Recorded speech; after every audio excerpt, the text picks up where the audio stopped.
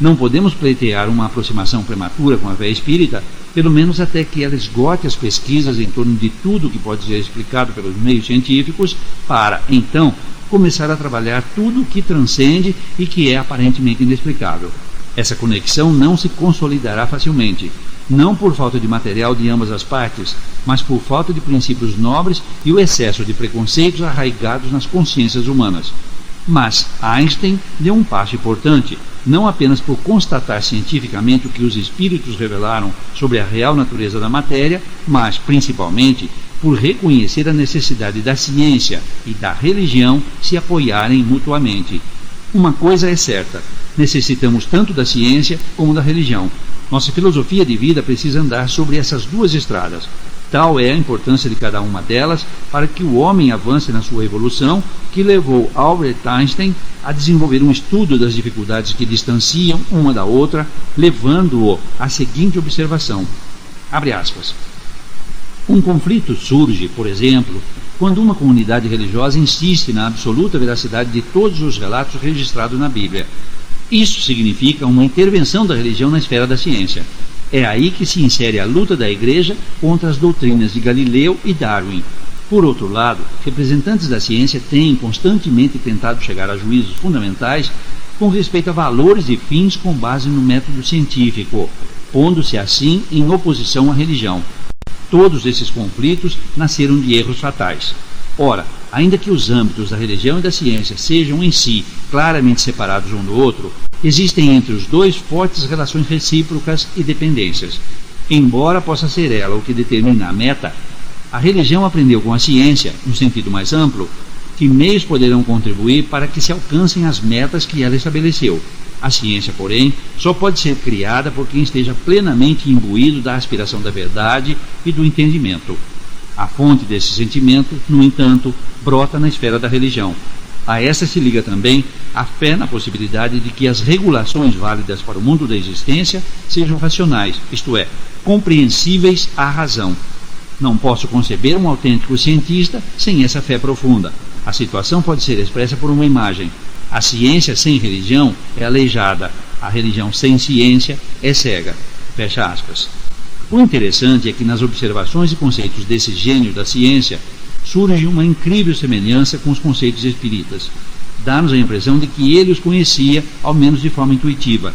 Suas afirmações e a sua visão de mundo são muito parecidas até mesmo na forma com que desenvolve seus pensamentos. Vejamos alguns pensamentos de ambos sobre a fé.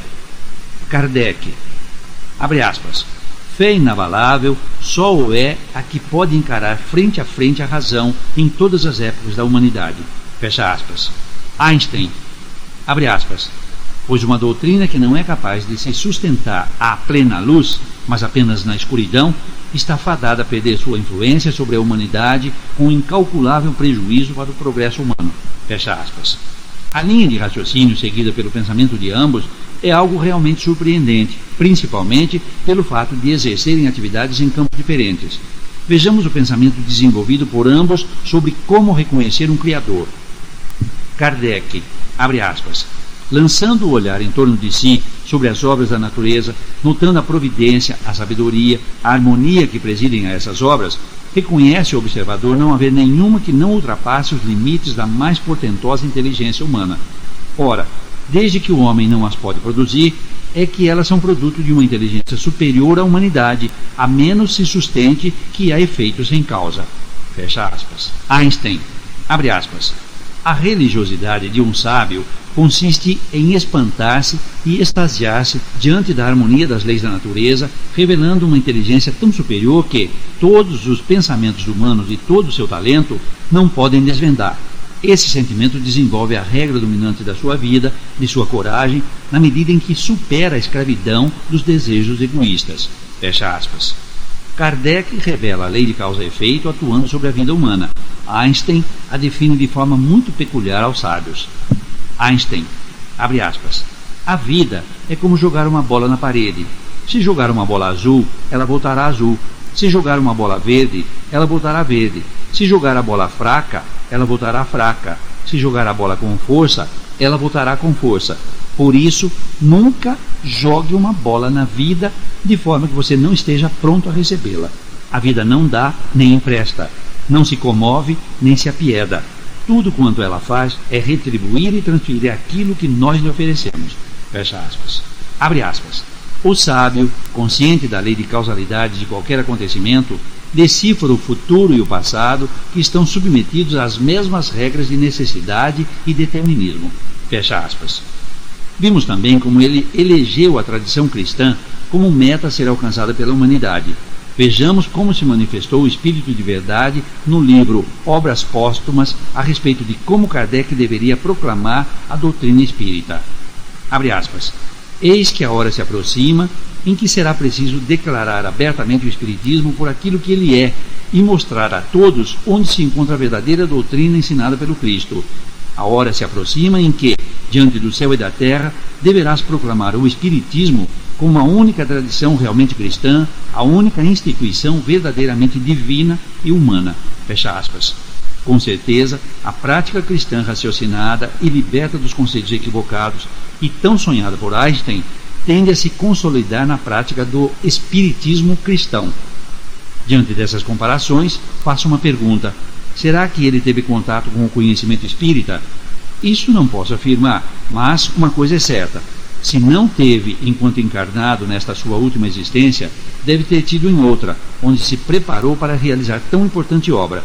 No meu ver, com o trabalho desenvolvido em torno da energia, ele estabeleceu no cenário científico a incontestável hipótese de que existe uma força intangível atuando sobre a energia, imprimindo nela a condensação que estabelece a ponderabilidade das formas. Ainda uma outra coisa se torna patente. Ambos trabalharam na mesma obra. Albert Einstein atuou na ciência, sem se descuidar da importância do transcendente. Allan Kardec trabalhou o transcendente, sem se descuidar da importância da ciência. Com isso, construíram um caminho para o encontro da ciência com a fé. Allan Kardec foi o cientista da alma. Albert Einstein deu alma à ciência.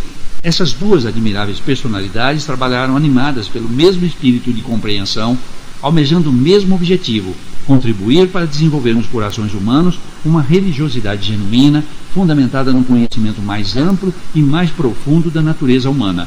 É interessante quando fala sobre as experiências de alguns cientistas realizadas em torno do transcendente e exalta essas realizações. Vejamos, Einstein, abre aspas, é nessa busca da unificação racional do múltiplo, aqui se refere ao transcendente, que a ciência logra seus maiores êxitos, embora seja precisamente essa tentativa que a faz correr os maiores riscos de se tornar uma presa das ilusões. Mas todo aquele que experimentou intensamente os avanços bem-sucedidos feitos nesse domínio é movido por uma profunda reverência pela racionalidade que se manifesta na existência. Através da compreensão, ele conquista uma emancipação de amplas consequências dos grilhões das esperanças e desejos pessoais, atingindo assim uma atitude mental de humildade perante a grandeza da razão que se encarna na existência e que, em seus recônditos mais profundos, é inacessível ao homem. Essa atitude, contudo, parece-me ser religiosa, no mais elevado sentido da palavra. A meu ver, portanto, a ciência não só purifica o impulso religioso do entulho de seu antropoformismo, como contribui para uma espiritualização religiosa de nossa compreensão da vida. Se um dos objetivos da religião é libertar a humanidade, tanto quanto possível, da servidão dos anseios, desejos e temores egocêntricos, o raciocínio científico pode ajudar a religião em mais de um sentido. Fecha aspas. Mais uma vez, temos a impressão de que Einstein conheceu, pelo menos em parte, o trabalho de Kardec, principalmente quando relata, abre aspas, todo aquele que experimentou intensamente os avanços bem-sucedidos feitos nesse domínio é movido por uma profunda reverência pela racionalidade que se manifesta na existência. Fecha aspas. O mais interessante é que destaca que os cientistas que pesquisaram o transcendente vieram a sofrer uma profunda transformação de caráter e de sentimentos. O termo, abre aspas, espiritualização religiosa de nossa compreensão da vida, fecha aspas, arremata seus pensamentos com profunda sabedoria.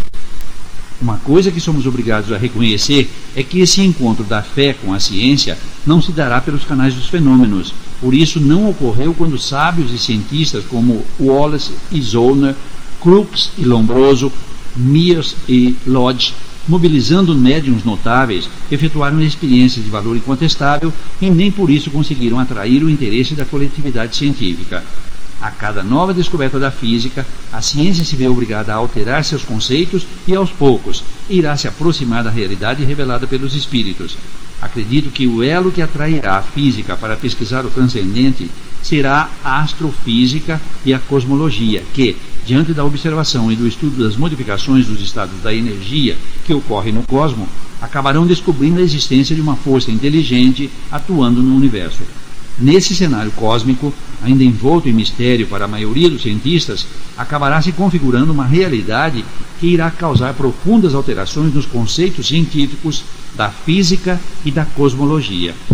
Esse será o ponto de partida para o descortinar de uma nova ciência que contribuirá para o estabelecimento de uma autêntica fé raciocinada, complementando e ratificando as revelações dos espíritos superiores codificadas por Kardec, marcando o início de uma nova era para a humanidade. Essa aproximação não irá transformar o espiritismo cristão em um espiritismo científico, mas lhe dará o aval da ciência para seguir com a sua sagrada missão de espiritualizar as consciências adormecidas pela fé cega e ociosa, fazendo reviver os conceitos cristãos nos corações humanos. Albert Einstein reconheceu nos conceitos cristãos um caminho alinhado à sabedoria muito mais do que à religião praticada pelos homens. Isso porque Jesus, em momento algum, propôs qualquer culto ou religião, revelou e exemplificou ao homem o comportamento ideal para a construção da felicidade. Não foi um místico, porque viveu entre o povo e não praticou nenhum ritual, e afirmou que um dia todos fariam o que ele fez. Demonstrou como usar a força da fé sobre os elementos, sem desrespeitar as leis naturais da vida. Ao contrário, revelou-as ao homem, aproximando-o do conhecimento da sua real natureza. Nenhum tratado ou conceito de psicologia conhecidos até hoje se igualam aos contidos no Evangelho.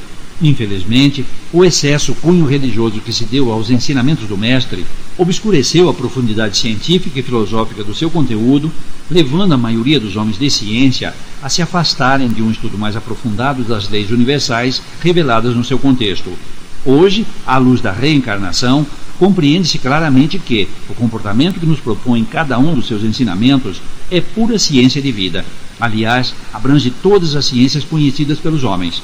No Evangelho, agora, compreendido e redivivo pela luz do Consolador, percebemos que estão contidas todas as soluções para os problemas de ordem política, filosófica, psicológica e médica. Enfim, é nele que encontramos a solução final para todos os problemas físicos, psíquicos, materiais e espirituais que afligem a humanidade. Depois do fracasso de todos os sistemas políticos e sociais implantados pelos homens, despido do religiosismo que lhe atribuem, o Evangelho surgirá vitorioso sobre todos os conceitos humanos e será o sistema final que deverá ser adotado, com certeza conduzirá a humanidade para o estabelecimento da paz, da harmonia e da felicidade. A máxima do Espírito de Verdade que nos propõe amai-vos e instruí-vos, coloca o amai-vos em primeiro lugar, destacando-o como o mais importante, pois de nada nos adianta alcançarmos o conhecimento se não tivermos desenvolvido o amor e a caridade em nossos corações. O homem sem o conhecimento condena-se ao primitivismo, porém, sem os verdadeiros sentimentos, projeta-se a animalidade. O Espiritismo surgiu para a humanidade à semelhança de um sol, cujo brilho fez nascer uma nova aurora nos horizontes do conhecimento humano. Sua luz deverá penetrar cristalina pelas frestas dos barracos e pelas janelas das mansões e das academias, aquecendo e aninhando os corações nos celeiros da fraternidade e do amor. As dificuldades para a conexão. Apesar da sua fé na existência de Deus, confessada várias vezes, Einstein não se tornou um religioso, mas sim alguém dotado de uma surpreendente religiosidade que lhe permitia acessar uma realidade muito mais ampla, a qual lhe facultava a capacidade de compreender com profundidade as questões que envolvem os seres e todo o universo. O mais surpreendente nos conceitos desse maravilhoso cientista é que ele enobrece os conceitos cristãos, apontando uma prática carregada de bom senso e sabedoria, cujas colocações servem para orientar até mesmo a prática do espiritismo cristão, cujas diretrizes, sob a ação do homem, estão sujeitas a sofrerem uma institucionalização semelhante à das religiões, apenas substituindo as igrejas pelos centros espíritas. As mentes mais esclarecidas pela essência mais profunda do conhecimento espírita saberão reconhecer que a maioria das instituições que representam o Espiritismo ainda dispõem de muito pouco para oferecer à ciência e estão muito distantes de receberem o aval científico para suas realizações. A prática desenvolvida e realizada na maioria das agremiações se sustentam da credulidade exagerada e da ingenuidade da maioria dos que nelas se agrupam. As escolas estabelecidas e impostas pela maioria das instituições direcionam os alunos para um conhecimento doutrinário fundamentado em apostilas criadas sob a visão e sob os conceitos dos seus dirigentes. Com isso, desenvolvemos uma cultura intermediária com fundamentos heterogêneos, os quais nem sempre correspondem aos verdadeiros objetivos a serem alcançados pelo Espiritismo. A obrigatoriedade dos cursos como regra para que os indivíduos sejam reconhecidos como espíritas ferem os princípios de liberdade e acabam alienando os neófitos a uma série de práticas institucionalizadas que se transformaram em verdadeiros dogmas, os quais o próprio Espiritismo condena. O que realmente fará com que o indivíduo seja reconhecido como espírita será pelas suas atitudes cristãs praticadas no seu convívio com a sociedade a partir do lar que o abriga. Você tem razão. Albert Einstein parece falar aos espíritas quando faz uma recomendação aos professores que ensinam religião. Abre aspas. Em seu ofício, terão de se valer daquelas forças que são capazes de cultivar o bom, o verdadeiro e o belo na própria humanidade. Trata-se, sem dúvida, de uma tarefa mais difícil, mas incomparavelmente mais valiosa. Quando tiverem realizado esse processo de depuração, os professores da religião, certamente, hão de reconhecer com alegria que a verdadeira religião ficou enobrecida e mais profunda, graças ao conhecimento científico. Fecha aspas. Para Einstein, a liberdade sempre foi o mais importante atributo do ser humano e da qual se fez um defensor obstinado, principalmente a liberdade de pensamento que deveria prevalecer nas escolas, ainda mais tratando-se de escolas cujo ensino tem por objetivo a educação espiritual e moral do ser humano. Einstein desenvolveu um raciocínio muito interessante sobre as questões que envolvem o direito ao livre pensamento. Vejamos, abre aspas. As escolas, por exemplo, podem interferir no desenvolvimento da liberdade interna mediante influências autoritárias e a imposição de cargas espirituais excessivas aos jovens. Por outro lado, as escolas podem favorecer esta liberdade, incentivando o pensamento independente. Só quando a liberdade externa e interna são constantes e conscienciosamente perseguidas, há possibilidade de desenvolvimento e aperfeiçoamento espiritual e, portanto, de aprimorar a vida externa e interna do homem. Fecha aspas. Deveríamos nos ocupar com maior empenho no ensino da moral espírita cristã, desenvolvendo uma pedagogia da alma, para que os aprendizes de espiritismo possam se tornar úteis para servir a humanidade com liberdade e alegria, a partir de uma convivência sadia com a família e com a sociedade. Com certeza, com esse modelo de ensino, os aprendizes de espiritismo saberão reconhecer o quanto é importante e inteligente se tornar, antes de tudo, um homem de bem.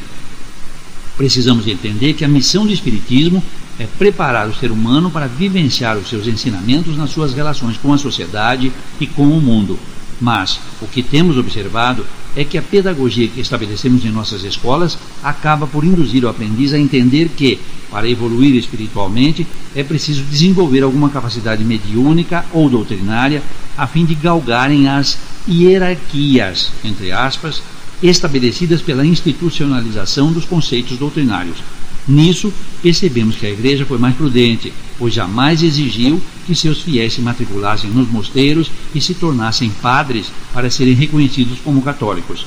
Precisamos entender de forma urgente que o Espiritismo se reveste das mesmas características de uma descoberta científica que precisa chegar ao conhecimento público. Trata-se da descoberta da natureza mais ampla e mais profunda dos seres e do universo, cujo conhecimento deverá nortear o comportamento e o progresso espiritual da humanidade. Seus fundamentos e revelações sob a égide da razão apontam para uma conscientização do ser humano sobre suas responsabilidades espirituais perante a vida e perante seus semelhantes. Tais revelações esclarecem os conceitos cristãos e os elegem como diretrizes para conduzir o homem ao seu mais elevado destino.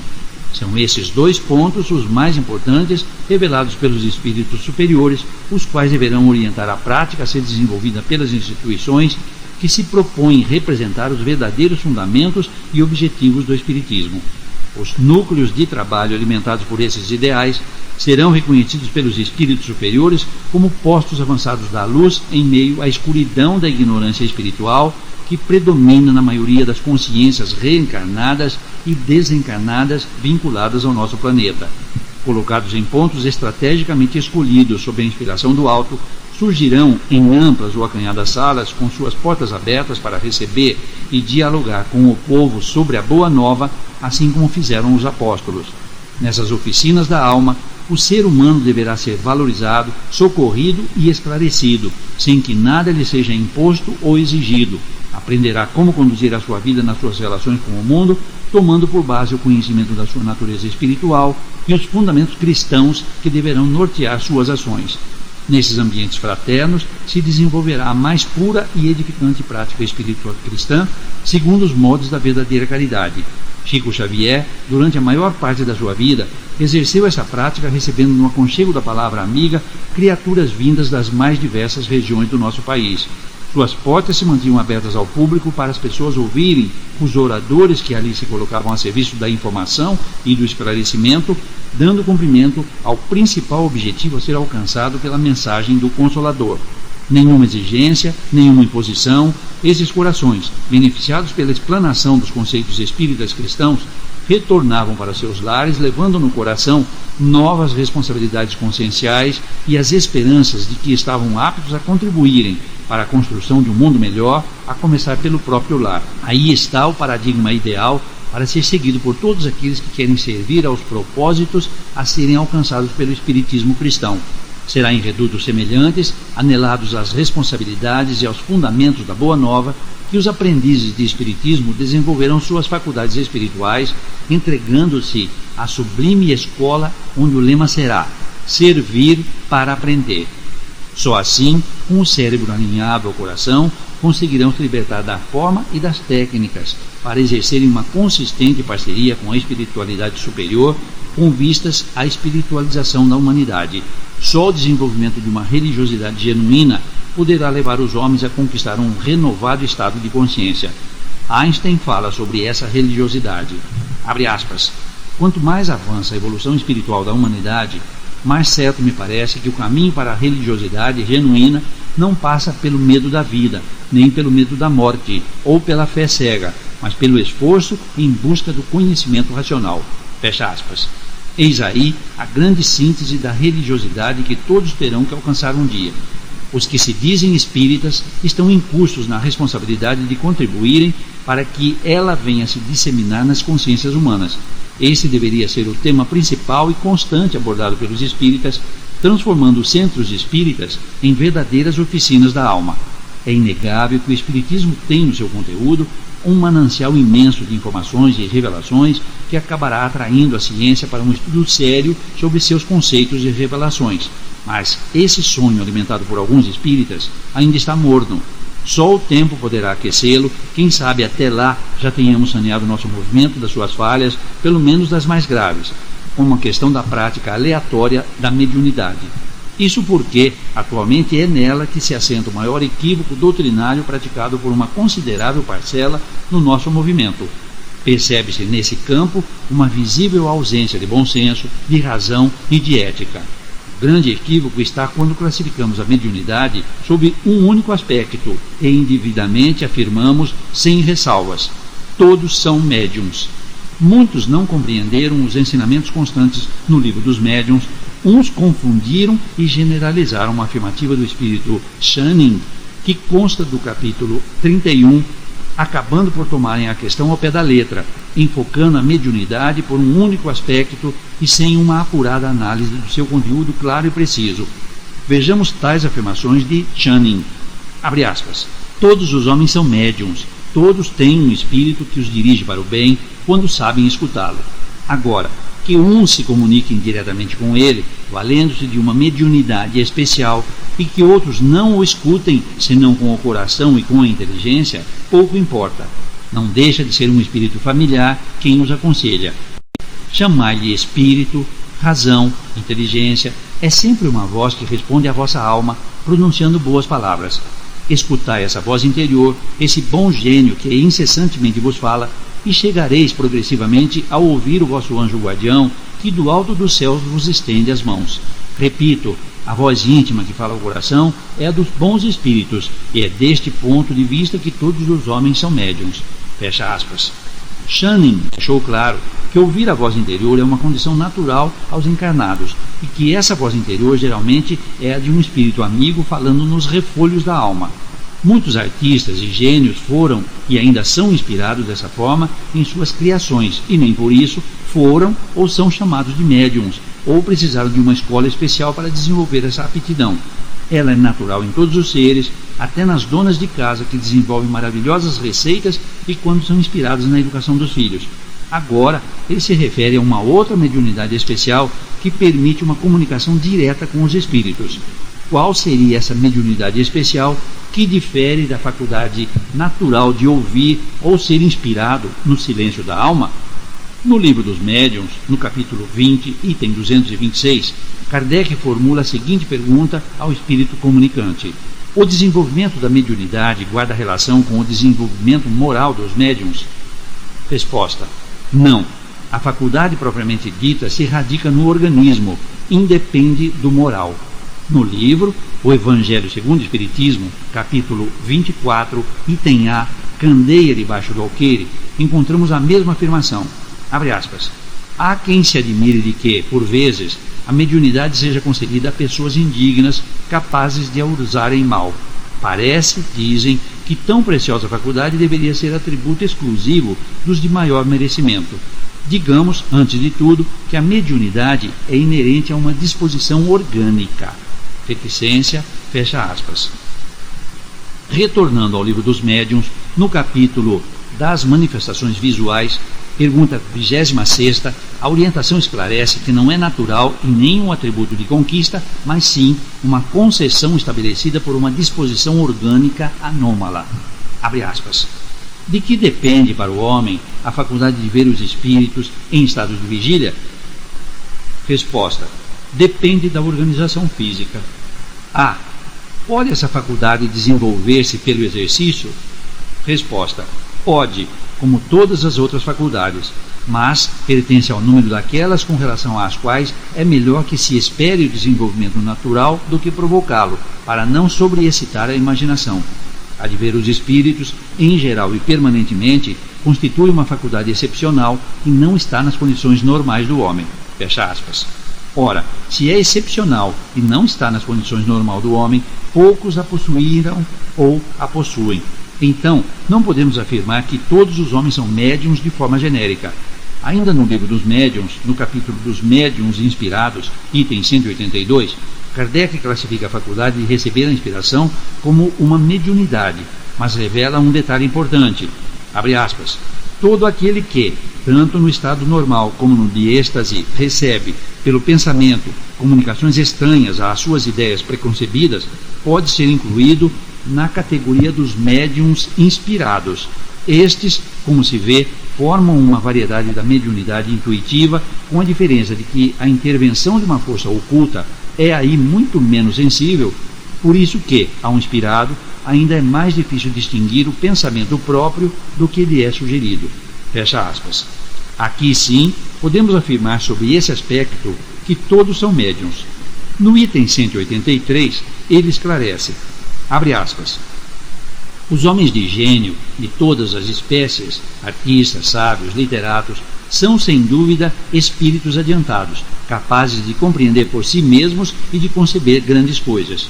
Ora, precisamente porque os julgam capazes, é que os espíritos, quando querem executar certos trabalhos, lhes sugerem as ideias necessárias, e assim é que eles, as mais das vezes, são médiuns sem o saberem. Têm, no entanto, vaga intuição de uma assistência estranha, visto que todo aquele que apela para a inspiração mais não faz do que uma evocação. Se não esperasse ser atendido, por que exclamaria tão frequentemente: meu bom gênio, vem em meu auxílio? Fecha aspas. Nisto, vemos que essa mediunidade natural a todas, a inspirada, difere da outra especial que se radica no organismo e que não depende da moral e nem da elevação espiritual. É excepcional e não está nas condições naturais do ser humano. A mediunidade, classificada por Kardec como inspirada, depende da moral e da elevação espiritual do encarnado para então alcançar a inspiração dos espíritos superiores.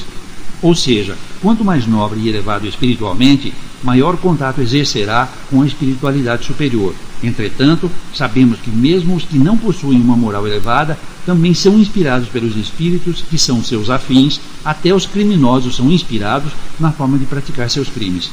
Em se tratando da prática dessa faculdade natural como mediunidade e colocá-la como ferramenta doutrinária para servir à informação, temos que ressaltar que aqui entramos em um território que deve ser pavimentado pelo bom senso e por uma certa dose de ceticismo, pois existe a grande dificuldade em identificar quando é ou não inspiração por parte dos espíritos. Ante esse fato, por se tratar de uma mediunidade subjetiva, fica patente que essa faculdade não oferece nenhuma segurança para exercer um trabalho fundamentado em revelações sobre particularidades do mundo invisível ou sobre particularidades de personalidades desencarnadas. Dar-se a essa prática sem um profundo senso crítico ou um discernimento apurado seria arriscar a expor os fundamentos espíritas ao descrédito e até mesmo ao ridículo. Isto porque um espírito, para inspirar um encarnado, se vale dos seus conhecimentos. Jamais um espírito poderá inspirar alguma coisa sobre um tema desconhecido do médium e muito menos inspirar algo sobre pessoas a ele desconhecidas em suas particularidades. Tudo nessa prática é subjetivo e requer muita prudência por parte dos envolvidos. Creio que essa faculdade, tão bem delineada por Kardec, deve se restringir ao âmbito onde ela sempre esteve, ou seja, no âmbito das realizações pessoais, nas áreas profissionais ou artísticas. Aí, a inspiração é uma ferramenta valiosa e sempre esteve presente nas realizações humanas, inspirando cada qual nas suas atribuições. A falta desse conhecimento acabou levando as instituições a criarem as escolas de médiums, onde, muitas vezes, o neófito sofre a sobreexcitação da imaginação e, sob o domínio da imaginação estimulada, acaba por acreditar que está apto a ser intérprete dos espíritos para informar sobre particularidades do mundo invisível e sobre particularidades de espíritos desencarnados. Eu tenho uma estatística incontestável colhida ao longo de mais de 3 décadas no trabalho de atendimento fraterno, a qual revela que 6 em cada 10 pessoas que chegam aos centros espíritas com problemas acabam recebendo a seguinte informação: o teu problema é mediunidade. Você precisa frequentar os cursos, desenvolvê-la e trabalhar, caso contrário, continuará sofrendo. Sob essa visão estreita dos problemas psíquicos humanos, multiplicaram-se as escolas de médiuns. Com isso, a psicografia subjetiva proliferou no movimento espírita sem ética e sem critério e bem distante do bom senso.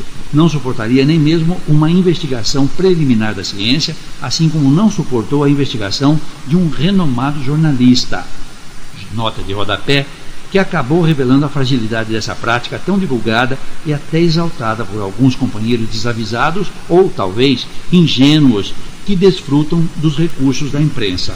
Quando o interesse econômico descobriu que a literatura atribuída aos espíritos se tornara um bom negócio, isso acabou incentivando ainda mais a prática desse equívoco. Os romances ditos mediúnicos, que pairam no âmbito do entretenimento, sem entrar no mérito das questões fundamentais da doutrina, são suportáveis e não causam nenhum mal ao progresso do espiritismo. Porém, essas obras, por terem sido inspiradas, deveriam ser classificadas como ficção espírita, da mesma forma como os escritores leigos classificam suas obras, as quais quase sempre também são inspiradas e nem por isso se declaram médiums. Temos que reconhecer que no cenário da mediunidade inspirada, muitos livros valiosos foram elaborados em parceria com espíritos superiores preocupados com a elevação espiritual humana e trouxeram no seu conteúdo uma abordagem inteligente de temas referentes ao desenvolvimento moral dos encarnados, contribuindo sobremaneira para a renovação de conceitos equivocados e para o adiantamento espiritual dos seus leitores. Os médiuns inspirados só pecam quando se entregam às fantasias da própria imaginação, elaborando revelações mirabolantes e destituídas de bom senso, atribuindo-as aos espíritos superiores. Estas, sim, comprometem as estruturas do nosso movimento, suscitando polêmicas absurdas, contraditórias e muitas vezes até infantis, depondo de forma gritante contra a razão e a lógica. Na mediunidade especial, a qual se vincula a uma condição orgânica e se manifesta quase sempre desde a tenra infância, mesmo sem ter sido provocada, a comunicação dos espíritos ocorre de forma objetiva e direta, vem de lá para cá, não sofre quase nenhuma interferência do médium, dando uma consistente confiabilidade na manifestação dos espíritos. Nesta, os detalhes, certas particularidades e as questões abordadas sobre temas que são desconhecidos do médium suportam uma investigação e quase sempre são comprovadas a veracidade e a autenticidade das comunicações. Esta mediunidade nem todos a possuem e a cada dia se torna mais rara, pois já não se faz necessária para a consolidação da consciência espírita cristã nos corações humanos, os quais deverão ser atraídos pela razão e pelos sentimentos, e não mais pelo fenômeno. Foi dessa modalidade que Kardec se serviu para colher dos espíritos todas as informações necessárias para compor o manancial de revelações e ensinamentos que vieram estabelecer o advento do Consolador prometido por Jesus com toda a segurança. Além do mais, suas investigações não se limitaram às revelações dos espíritos transmitidas por um único médium. Primou pela universalidade da informação, colhendo de várias fontes o valioso e inigualável tesouro de revelações que traduzem a realidade do mundo espiritual. Sem dúvida, a mediunidade foi um instrumento importante, por isso foi disseminada por toda parte no período que precedeu ao trabalho do insigne codificador.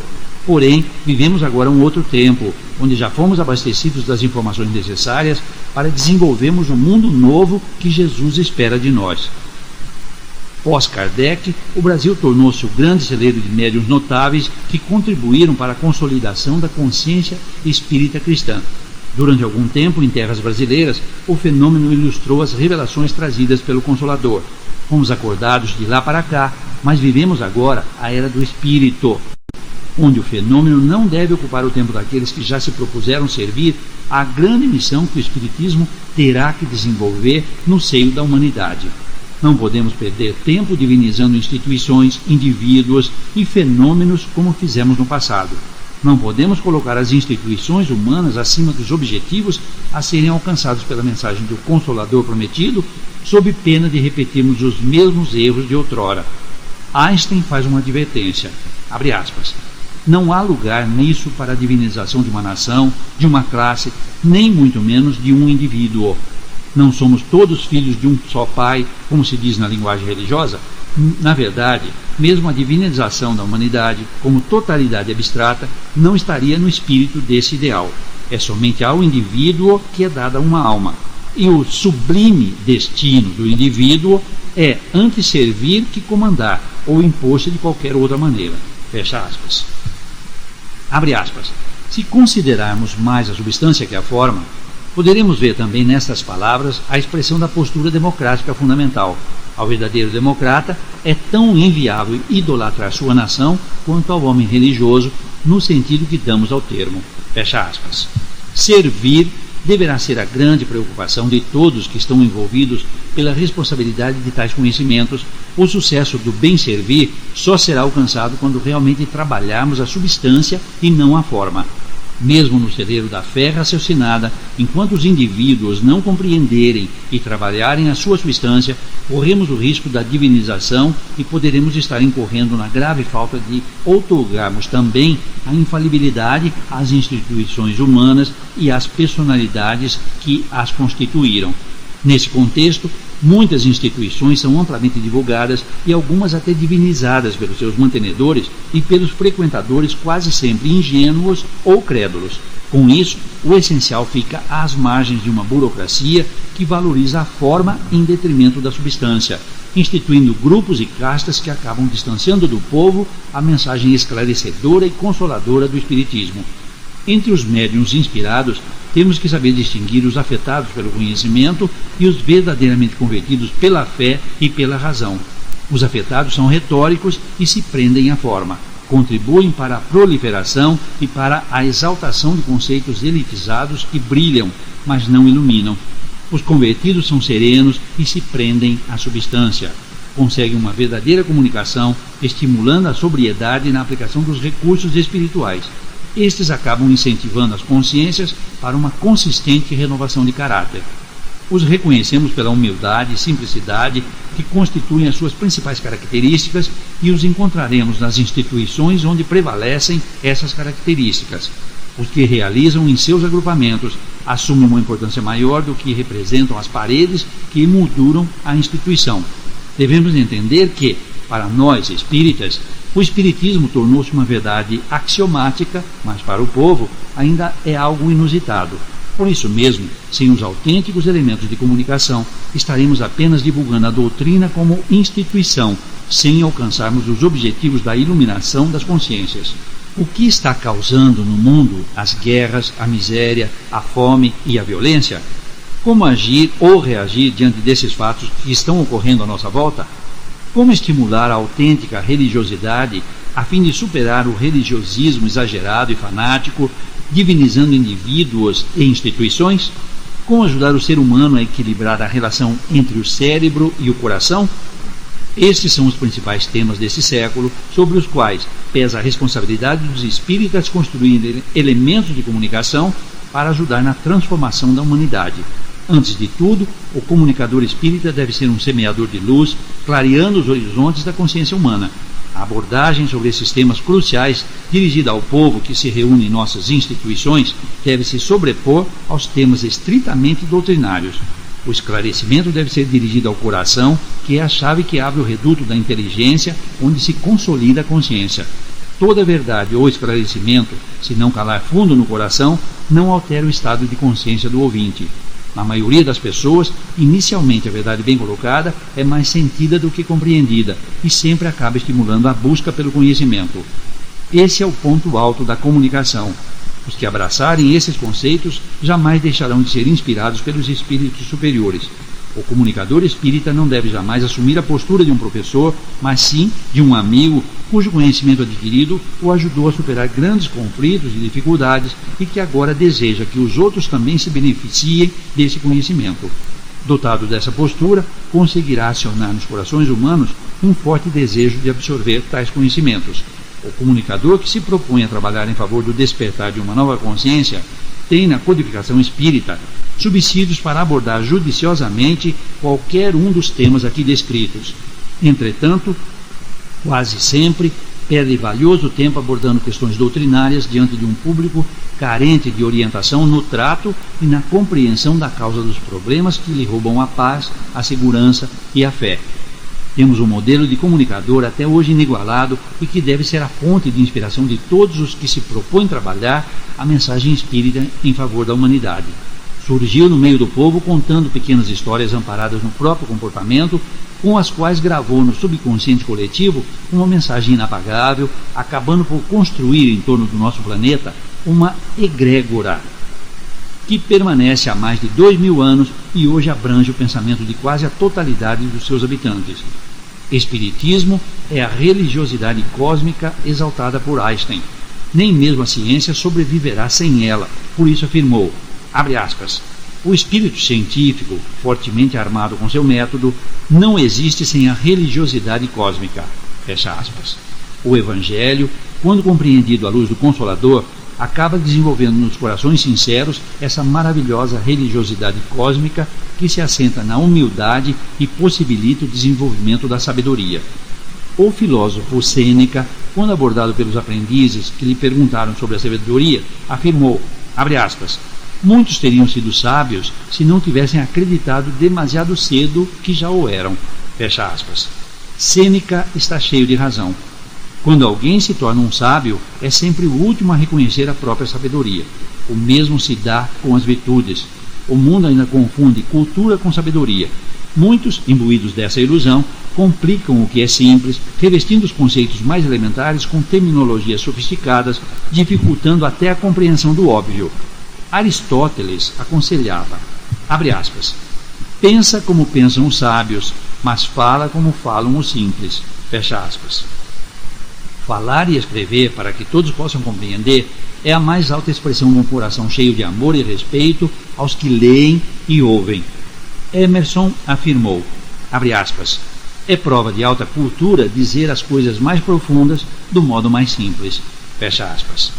Os corações amadurecidos pelos sofrimentos construídos ao longo das encarnações sem proveito, cansados de trilharem os caminhos do erro neste milênio, reclamam orientação e consolo. Saturados das ilusões do pão e do circo, anseiam agora o pão do espírito para alimentarem a alma em festa de luz e paz. No sublime esforço da comunicação que nos compete, não podemos oferecer-lhes o circo das palavras afetadas e emolduradas pela vã cultura humana, obscurecendo a mensagem libertadora do Espiritismo. O Espiritismo não deve assimilar os padrões acadêmicos da cultura humana, mas a cultura humana, para se enobrecer, terá que assimilar a essência da filosofia espírita cristã. Uma companheira nossa, Aurora Barba, trabalhadora incansável nas obras de caridade e do esclarecimento, disse-me certa vez, abre aspas, para ser cristão não precisa ser espírita, mas para ser espírita é preciso ser cristão, fecha aspas. Precisamos receber o povo em nossas instituições com os braços e o coração abertos e revestidos de compreensão e carinho. Não podemos impor-lhes cargas culturais e espirituais que ainda não podem suportar. Precisamos estudar com eles e junto deles os conceitos evangélicos sob a luz do Espiritismo. Não podemos cobrar-lhes a compreensão imediata dos conhecimentos doutrinários.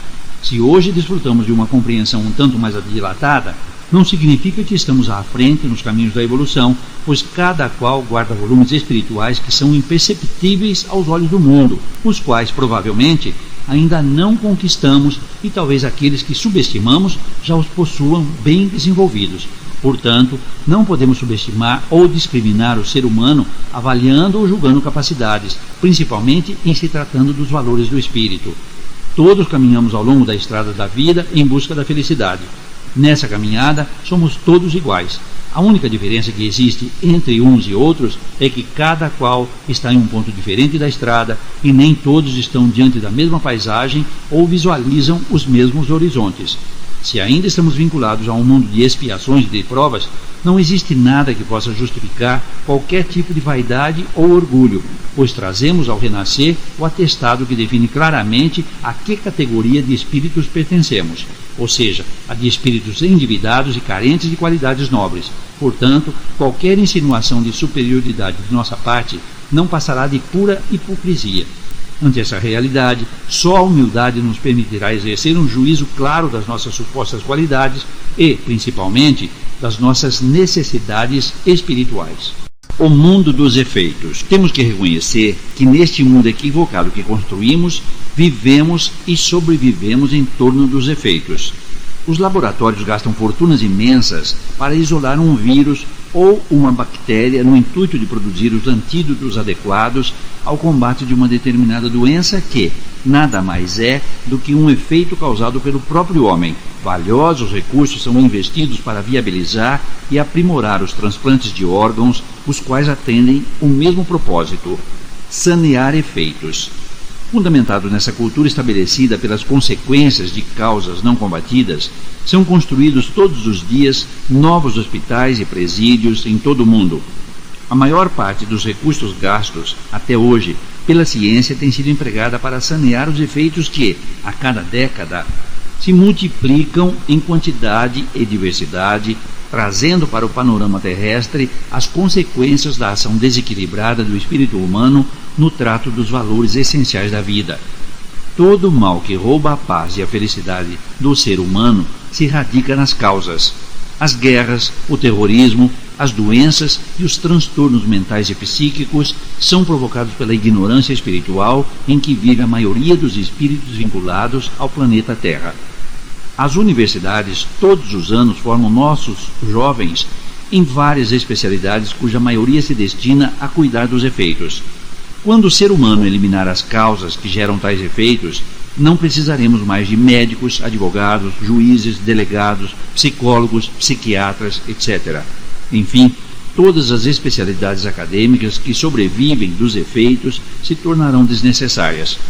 Você acendeu um facho de luz sobre muitas consciências que alimentam a vaidade acadêmica. A maioria dos homens não percebeu que os valores da Terra podem lhe oferir alguns títulos temporários, cujo valor existe apenas enquanto existir os efeitos dos quais sobrevivem e que só os valores do espírito poderão lhe dar o respeito e a nobreza eterna. Quando Albert Einstein afirmou que a ciência, diante da realidade, é primitiva e inocente, com certeza visualizou essa realidade que acabei de expor. Mas, como disse, é o que temos de mais valioso. Não for a ciência, não teríamos como amenizar o sofrimento humano causado pela sua incúria. Enquanto o homem não se conscientiza de que é preciso combater as causas, continuaremos necessitando das especialidades acadêmicas que fizeram de muitos homens verdadeiros sacerdotes nas várias áreas em que se empenharam, salvando vidas e estabelecendo a justiça na terra. O homem, para sobreviver aos instantes que se aproximam, terá que desenvolver suas próprias virtudes e criar uma autêntica conexão com a realidade intrínseca à sua natureza espiritual. Segundo Sócrates, o que há de comum entre todas as virtudes é a sabedoria. É o poder da alma sobre o corpo, a temperança ou domínio de si mesmo. O conhecimento espírita oferece aos de boa vontade recursos informativos imprescindíveis para o desenvolvimento das virtudes necessárias para uma real integração com a sua mais profunda natureza. O homem dispõe de inteligência, mas falta-lhe ainda a sabedoria. Assim como o diamante reflete a luz do sol, o sábio é o diamante que reflete para o mundo a luz e a sabedoria de Deus. Muitas vezes, a vida nos tem colocado em circunstâncias especiais para desenvolvermos a sabedoria, mas a vaidade e o orgulho acabam empanando nossa visão e nos tornamos cegos diante de valiosas oportunidades de libertação e crescimento espiritual. É lamentável que só começamos a procurar o caminho da renovação depois que nos sentimos cercados pelos efeitos que criamos ao mergulharmos fundo no mundo das facilidades e das ilusões. Muitos, ao chegarem a essa triste realidade, ainda buscam desesperados as religiões que lhes oferecem a redenção sem sacrifícios, onde esperam lavar seus pecados no sangue do Cristo e ganhar os céus dizendo: Senhor, Senhor. É o medo intuitivo do futuro instalado no coração daqueles que prevaricaram e que, agora, temem que não haja tempo para corrigir seus erros. É isso que os arrasta para o histerismo religioso. Os homens vivem seus medos, suas esperanças, como quem vive acossado pelo tempo. Temem o futuro e não percebem que o futuro é agora. O que vivemos hoje, continuaremos a viver amanhã. Viver bem agora quer dizer viver bem sempre. Aqueles que vivenciam o amor continuarão a vivenciá-lo na sua eternidade. As virtudes não se desgastam e nem se perdem no tempo. São aquisições perenes que se incorporam às qualidades do espírito.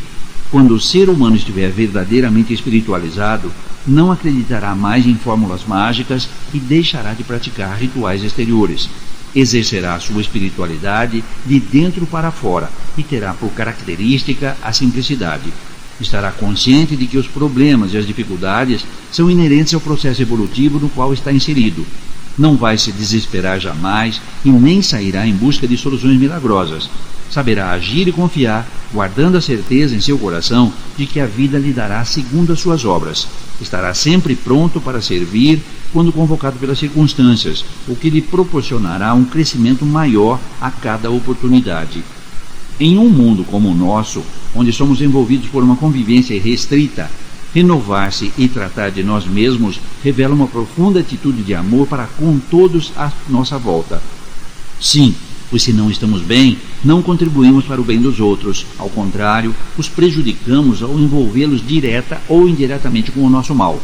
O equilíbrio psíquico, a educação e a saúde mental e espiritual são fundamentais para uma convivência sadia no regime de interdependência em que vivemos. Estamos atravessando um período interessante. Por um lado, estamos assistindo a uma corrida em busca das religiões. Por outro, as estatísticas constatam um número significativo de pessoas sem religião. O que leva essas pessoas a se distanciarem da religião? A fé religiosa é como qualquer outro sentimento que anima o ser humano. Pode se revestir de paixão, de ódio, de insensatez, de egoísmo e até mesmo de ciúmes, visando a causar mais mal do que bem. Observamos isso claramente na história das religiões que o mundo conhece. Foram muitas as guerras e flagelos ocasionados por questões e disputas religiosas. A incoerência entre o que propõe a fé e o que os religiosos praticam é gritante. Esse comportamento é que tem contribuído para afastar as pessoas das religiões, levando algumas a afirmarem que o grande entrave da evolução humana tem sido a religião. Mas, embora exista toda essa realidade envolvendo as religiões, não podemos radicalizar. O mundo sem elas seria ainda pior. Você crê que o Espiritismo será a religião do futuro? Se será ou não, dependerá dos homens. Mas uma coisa é certa: só o conhecimento que o Espiritismo revela poderá garantir o futuro das religiões que, sem uma crença consistente e racional em Deus, acabarão sucumbindo no ridículo. Até aqui, desenvolvemos diálogos abordando os vários aspectos da vida que nos induzem a compreender que viver realmente é como elaborar uma obra de arte. Você está certo quando todos compreenderam o verdadeiro significado da vida. Viver será como compor uma obra de arte. Gandhi afirmou, abre aspas, a arte da vida consiste em fazer da vida uma obra de arte. Fecha aspas. Realmente, somos todos artistas. Pintamos todos os dias as telas do nosso destino. Nosso ateliê é o mundo em que vivemos. O material e a inspiração emanam de tudo e de todos à nossa volta. Podemos nos tornar pintores vulgares, preocupados apenas com as paisagens do diminuto mundo do eu, onde a sombra sem definição prevalece sobre as cores. Ou podemos ampliar nossa arte, pintando com o pincel da fraternidade e do amor as telas de uma humanidade abraçada aos conceitos de fé e de esperança, tendo como contorno a moldura da paz. Na arte de pintar o destino, nossa mente gera a matriz cósmica. Nossos sentimentos dão o acabamento final, revestindo nossas obras de uma película de luz e ressaltando as cores alegres da felicidade, ou de uma película sombria, ressaltando as cores tristes da infelicidade. O espaço cósmico universal é a grande galeria de arte, onde nossos quadros vão sendo fixados, formando um imenso painel delineando o nosso futuro. Deus é o grande patrocinador de todos os artistas que se expressam e evoluem na arte de viver.